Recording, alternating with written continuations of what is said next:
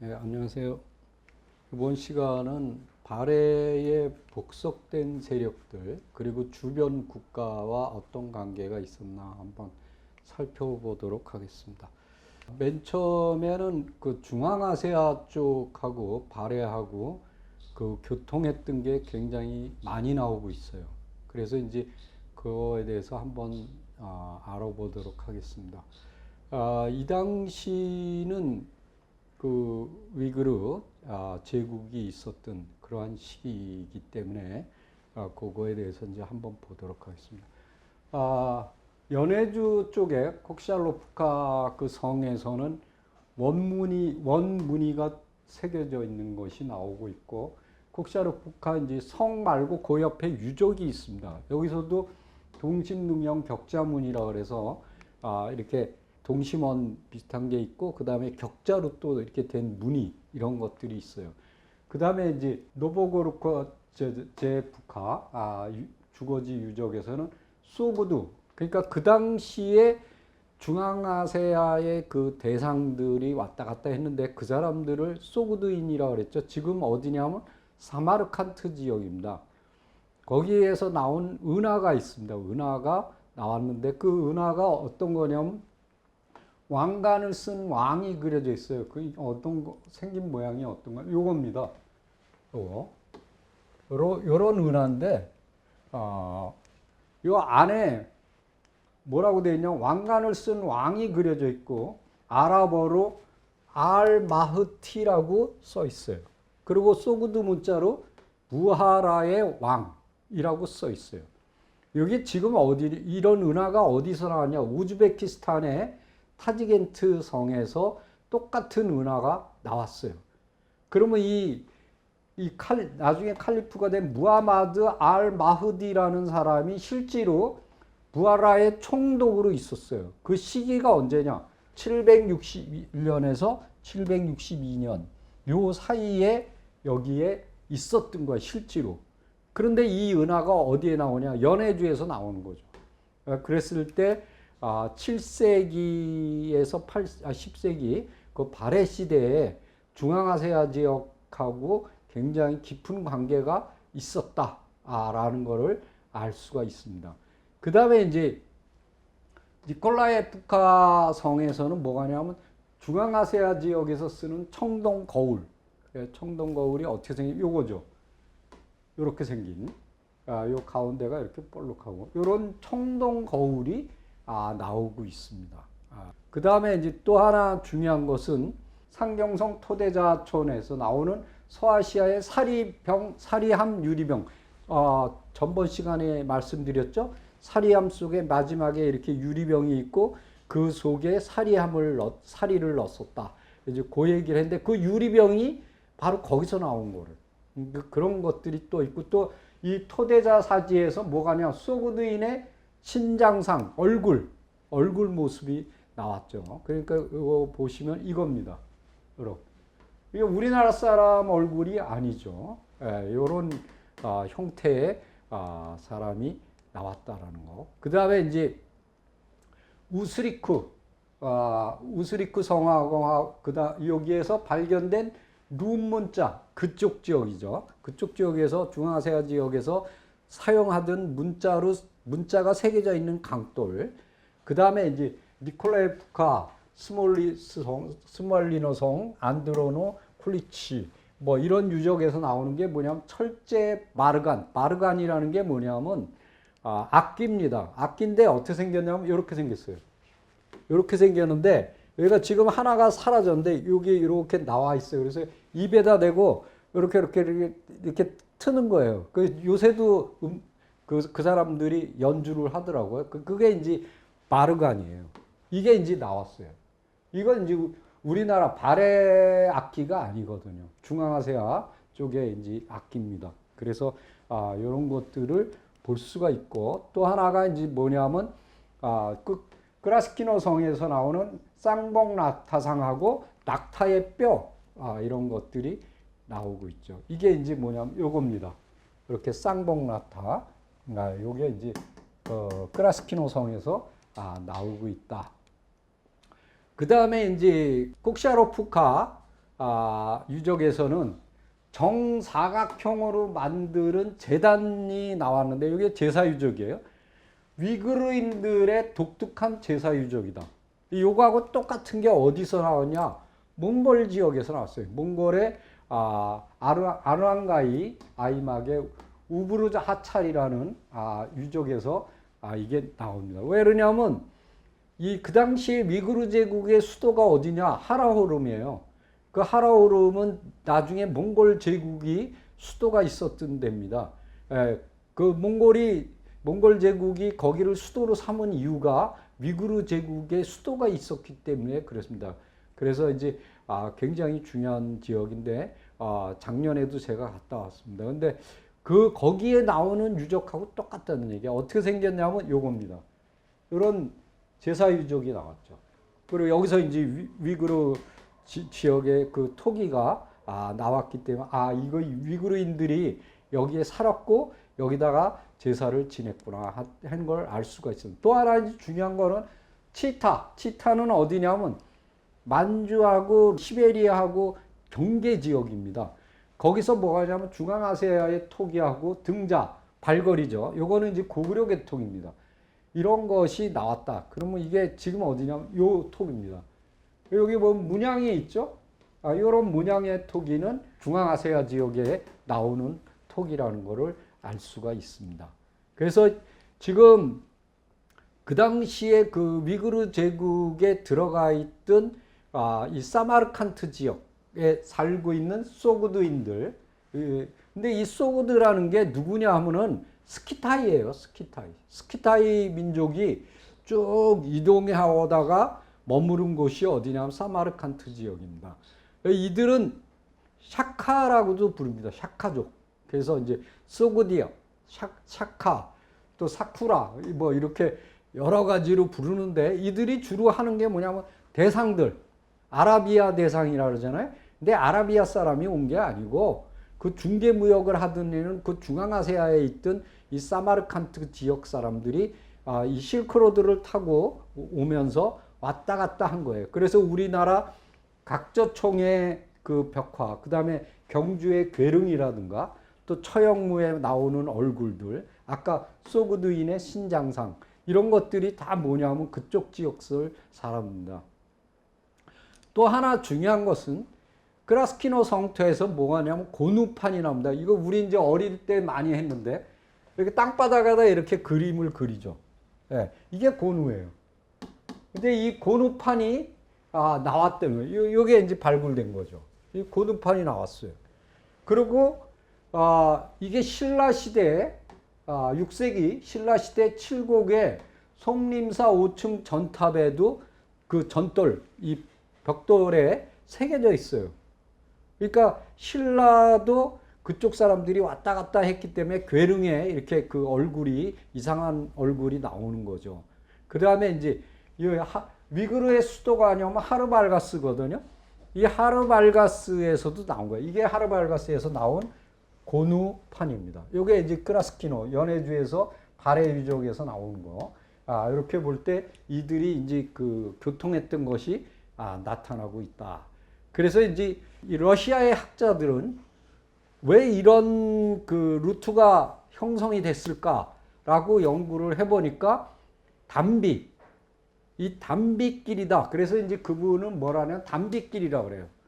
왜냐하면 우리나라에서 이제 많이 나온 게 초피거든요. 초피가 뭐냐면 우리 이제 담비, 가죽 뭐 이런 것들이에요. 근데 이게 7세기에서 10세기 담비가 이렇게 굉장히 비싸잖아요. 그게 이제 왔다 갔다 했다는 거죠. 근데 그 중개 무역을 누가 맡았느냐? 소그드인이 맡았는데 제일 중요한 것은 요 사마르칸트나 그 알마티 이 지역에서 출발해서 이게 카자흐스탄이죠. 이게 이제 실크로드 쪽으로 쭉 들어오는 거예요. 근데 그 당시에 실크로드가 막혀버렸어요. 그러니까 어떻게 하냐면 몽골로 들어가 버려요. 실크로드보다 위쪽. 그래서 어떻게 하냐면 알타이 산맥을 넘어서 협곡이죠. 협곡을 넘어서 세렝가 강으로 해서 오르온강에 뭐가 있었냐면 하르발가스, 위구르의 수도가 있습니다. 여기로 해서 툴라강, 지금의 이제 이 몽골 수도죠. 글로 해서 헤롤린강, 오농강, 그러니까 동몽골입니다. 동몽골 쪽으로 이동을 해서 쭉 가면은 뭐가 나냐면 이 아르군강을 따라서 가면 아무루, 흑룡강이 나와요. 그래서 흑룡강 지류가 바로 뭐냐면 송화강하고 목단강이죠. 그럼 발해 수도가 나오죠. 이렇게 쭉 이동해 간 거예요. 이게 바로 뭐냐면 이분이 제시한 단비길이다. 그래서 지금 뭐냐면 758년에 위구르의 그 칸이 소그두인들을 정착시킨 바알릭성이 발굴됐고, 그다음에 오르온강에도 수천 명의 상인들이 거주했고, 저 위구르의 수도에도 하르발가스에도 그 수천 명이 그 살았다는 그러한 것들이 있습니다. 그러니까 이렇게 생긴 거죠, 그 당시에. 여기가 발해예요. 여기가 흑스말갈, 여기가 시리, 여기가 위구르죠. 여기가 위구르고, 여기서부터 쭉 와서 여기가 중앙아시아죠. 여기서 이제 알타이를 해서 여기로 넘어가는 거죠. 쭉 위구르 안을 거쳐서 요게 이제 아무르강입니다. 흑룡강. 요걸 따라서 이렇게 내려오는 거죠. 그러면 어떻게 되냐? 발해 수도가 바로 나오는. 그래서 이제 이분이 제시한 길이 여기가 사마르칸트거든요. 쭉 가서 여기로 넘어가는 겁니다. 그래서 이 위루에서 쭉 넘어가서 여기로 상경성으로 이렇게 들어오는 요 루트가 단비길이었다. 중국으로 들어갈 때는 어떻게 하냐? 요 실크로드를 타고 들어갔겠죠. 근데 이게 차단이 되니까 이쪽 위의 길을 선택한 거다. 이렇게 이제 이 러시아 학자는 보고 있는 거다. 그래서 그걸 단비길이라고 설명을 한 겁니다. 근데 단비가 나오는 동네를 한번 찾아봤어요. 그랬더니 맨 처음에 나타나는 게 여기입니다. 후안소입니다. 후안소하고 삼국지죠. 음루조에 뭐가 나오냐면 저곡, 붉은 옷과 좋은 단비가 산출이 된다. 이렇게 돼 있거든요. 그러면 삼국지에는 뭐라고 됐냐면 부여조에 외국에 나갈 때는 비단옷, 순호운옷, 모직옷을 입었고 대인들은 그 위에다가 여우, 살쾡이, 원숭이, 희거나 검은 단비, 여기 딱 나오죠. 의 겉옷을 입었다. 그리고 금은으로 만든 모자를 장식하였다. 여기 정확하게 나오잖아요. 그 다음에 이제 북사에 보면 시리전에 대시리는 단비와 청설모가 많았다. 이렇게 우리 민족의 갈래들이 이런 단비에 대해서 굉장히 중요시 여겼다는 거예요. 그리고 더 중요한 거는 뭐냐면 이 러시아가 시베리아를 개척하게 된 가장 중요한 것이 뭐냐면 이겁니다. 단비예요. 그래서 이 가죽을 얻기 위해서, 왜 유럽에서는 금보다 더 비쌌거든요. 그거를 팔기 위해서 수요가 딸리니까 시베리아를 개척한 거예요. 그때 이제 그 코샤크족을 앞세웠는데 그 코샤크족이 맨 처음에 공격해서 먹은 나라가 뭐냐면 시비리 공국입니다. 그래서 시베리아라는 말이 처음 생긴 거예요. 그래서 그들이 여름에는 배를 타고 강을 따라서 이동했고 겨울에는 강 위를 갯썰매를 타고 이동을 했어요. 그래서 뭐냐, 저 러시아의 그 시베리아의 중요한 도시들은 강가에 다 있습니다. 그래서 그게 이제 군사 거점이죠. 예, 그렇게 해서 쭉 이동해 간 거예요. 그래서 발해도 연해주 쪽을 개척할 때 보면 강을 따라서 이동하거든요. 예, 그런 걸 똑같이 볼 수가 있습니다. 자, 그 다음에 이제 발해와 토번. 토번은 굉장히 셌죠. 지금은 이제 찌그러져 있고 중국한테 먹혔지만 티베트. 근데 여기 보면은 동랑 막곡을 제17호구에 문서 이렇게 그 글이 써 있어요. 거기를 읽어보면 뭐라고 됐냐면 이 어떤 절을 짓는데 그 절을 짓는 담당한 사람이 누구냐? 그 직책을 강수라고 해요. 이 강수라는 직책을 맡은 사람이 발해 사람 고공이었다 이렇게 돼 있어요. 근데 여기 보시면은 어떻게 돼 있냐면 이거죠. 여기 보세요. 이 절은 강수 발해 고공. 발해 사람 고공이라는 사람이 강수를 맡았다. 이 절을 만드는데 정확하게 나오잖아요. 이런 문서가 새겨져 있다는 거예요. 그런 거를 볼 때, 아, 이 발해가 토번하고 교통이 있었구나. 그럼 중간에 뭐가 있죠? 바로 위구르가 있는 겁니다. 자, 보십시오. 여기가 발해죠? 여기가 중국이죠? 여기 거란, 시리, 여기 위구르, 여기 토번이에요. 이 토번, 어차피 위구르하고는 굉장히 교통이 잘 돼 있으니까 여기를 통해서 이렇게 연결이 됐었던 거를 우리가 알 수 있는 겁니다. 자, 그리고 이 당시가 언제냐? 이 당시가 바로 뭐냐면 토번이 도낭을 점령했을 때 당시예요. 그래서 여기 보면 786년에서 848년인데 여기 제문에 유제문 그랬잖아요. 이 제문에 뭐라고 쓰냐? 유세차 을묘년이라고 돼 있어요. 그 을묘년을 찾으니까 요 사이에 토번이 도낭 실크로드를 먹었을 때 그 사이를 찾아보니까 835년이에요. 그러니까 요때에 도낭 지역의 그 호족이 누구냐면 장씨, 삭씨, 그 다음에 이제 그 영호씨, 이런 사람들이 귀족들이거든요. 그들보다도 더 앞에 써 있어요. 누가? 이 고공이라는 사람이. 그러니까 이 발해인들이 굉장히 이게 우대를 받았다는 것을 알 수가 있겠죠. 그리고 이제 요 당시 상황을 보면 820년에 당하고 토번이 해맹을 이렇게 맺었고 823년에는 당, 토번, 위구르가 동맹을 맺었다. 그러면 이 시기가 언제냐? 발해가 선왕 때예요. 발해 선왕 때는 해동성국이라고 일컬을 정도로 발해가 가장 강성했을 때입니다.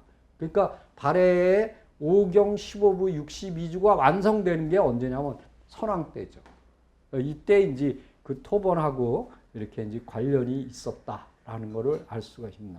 그 다음에 이제 말갈에 대해서 설명을 우리가 자꾸 발해를 말갈족 그러는데 그럼 도대체 말갈이라는 게 뭐냐? 말갈은 고조선 시대에는 숙신이라고 불렀어요. 그리고 고조선에 속했던 족속입니다. 그럼 부여 시대는 뭐라고 그러냐? 음루라고 불렀어요. 그리고 부여에 속했어요. 그리고 고구려 시대는 말갈이라고 불렀고 고구려에 속했습니다. 그래서 나중에 그 대중상이나 대조영이 발해를 세울 때도 누가 도와주냐면 말갈의 걸사비우라는 사람이 도와줍니다. 그래서 진국이라는 나라를 세우게 되는 거예요. 진국.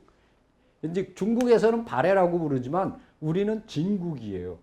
근데 여기 보면은 수서에는 뭐라고 되어 있냐면 말갈 전에 말갈의 족속은 송말부가 있었고 송말부는 길림시입니다. 백돌부가 있었고 요거는 이제 오상현이랬는데 안걸골부 요건 영안현 지금의 이제 상경성이죠. 그 다음에 불열부가 있었다. 요건 이제 홍계호 있는데 이게 뭐냐면 지금 그 연해주 쪽이죠. 그 다음에 호실부 이것도 연해주. 백삼부 이건 연길시 있는데 훈춘하고 흑수부 요거는 흑룡강에 있었던 거예요. 이렇게 7개의 족속이 있었다. 근데 이것들이 다 발해로 들어갔고 뭐만 남았죠? 흑수부만 남았어요. 자, 여기를 한번 보십시오. 요게 고구려 시대에 요게 말갈입니다. 요게 이제 지금 말씀드린 요 것들에 포진되어 있는 거죠. 여기 쭉 보면은 여기 발해가 다 먹잖아요. 그 다음에 요 흑수부 요쪽이죠. 예, 그것만 남는 거죠. 요걸 이제 발해 시대에 들어와서 있었던 그거를 보여준 거예요. 요거 하나만 남고 나머지는 발해로 다 들어왔죠. 이게 이런 거를 볼 수가 있다. 요게 이제 말갈이었다.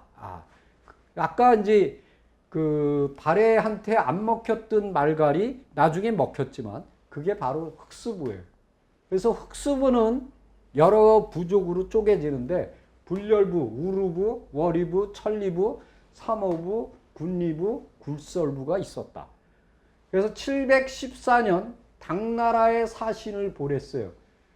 그래서 이제 이들이 보면은 당나라에 사신을 쭉 보냈는데 월이부하고 불열부는 714년까지, 천리부는 740년까지 보내고는 소식이 없어요. 그건 뭐냐면 발해한테 맥혔다는 거죠.